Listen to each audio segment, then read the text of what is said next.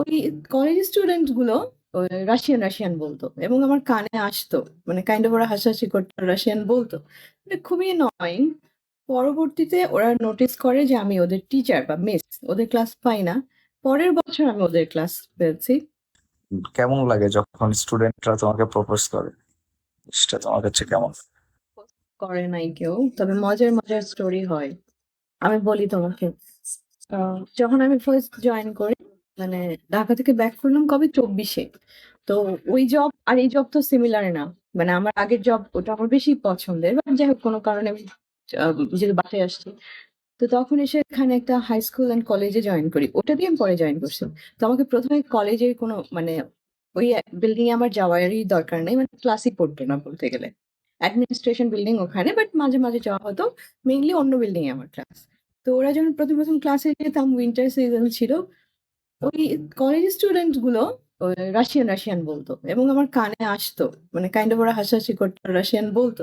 মানে খুবই অ্যানয়িং। পরবর্তীতে ওরা নোটিস করে যে আমি ওদের টিচার বা মিস, ওদের ক্লাস পাই না। পরের বছর আমি ওদের ক্লাস পেয়েছি। পিচ্চিদের ক্লাস আর নেওয়া হয় না। তো পিচ্চিদের ক্লাসগুলো বেশি মজার থাকে, ফেভারিট থাকি আমি। মাঝে মাঝে ওই যে ফ্লাওয়ার্স দেয়, গার্ডেন থেকে দুই একটা ফ্লাওয়ার্স পিক করে দেয়, কারণ ফেভারিট।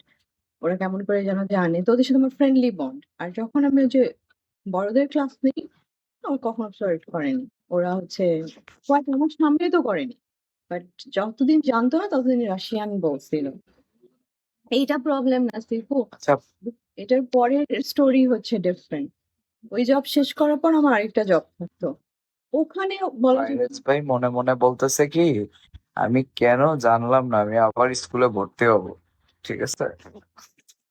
ওইটা ওইটা ওইটা তো আমরা সব ছোট, তাই না? তো ওটা তো ফ্লার্ট করবে না। প্রবলেম হচ্ছে আমার এই যে আমি একটা আইটি ইনস্টিটিউটে ইনস্ট্রাক্টর। তো ওখানে আমার 3 ঘন্টার ক্লাস নিতে হতো, আফটারনুন রিলেটেড।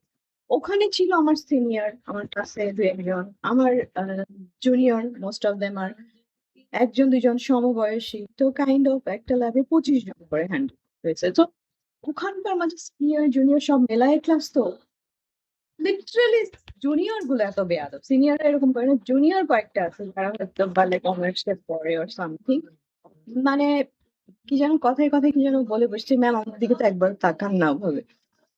তবে আমি বলছি যে এখানে কি তাকানোর মতো প্ল্যাটফর্ম আছে? তারপরে আমাদেরকে আপনি দেখলেনই না। তোরা হচ্ছে একটু দুষ্ট প্রপোজ বলবো না, বাট ইয়া কোয়াইট পারফেক্ট। গতকালকে ওদের লাস্ট ক্লাস, হুম। ওটাও আমি কুইট করবো এখন। সব সব বন্ধ করে দিচ্ছি এখন। আমি চায়নায় একটা ভিডিও দেখছি যে চাইনিজ স্কুলগুলোতে মিসরা ক্লাসের বাইরে দাঁড়ায় থাকে, যাওয়ার সময় প্রত্যেকটা স্টুডেন্ট একটা হাক করে যায় মিসকে। বাংলাদেশে এরকম সিস্টেম হইলে খুব খুশি হইতো পিচ্চিগুলো। প্রাইভেট কি হতো থাকলে? পাইরেটস ভাই নতুন করে স্কুলে ভর্তি হবে, নাম জিজ্ঞেস করতেছে তোমার স্কুলের। রিটেক আছে নাকি ভাই? কত মানে এই যে লাস্টের কোর্সেস গুলোতে কত ডিফারেন্ট ডিফারেন্ট মানুষরা জয়েন। মানে আমার পার্সোনালিটি কমপ্লিটলি ডিফারেন্ট, আর ওদের পার্সোনালিটি অনেক অনেক ডিফারেন্ট। দুই একজন আছে যারা মানে আমাকে লাইক করে না, একদমই লাইক করে না। এটা ভেবে না যে টিচার, এটা ভেবে like করে না যে একটা মেয়ের কথা আমাদেরকে শুনে আসছে। মানে ওদের মেইন ইগো হার্ট হয়েছে। গ্রুপে ছিল যাদের মেইন ইগো হার্ট, বোঝা যায়।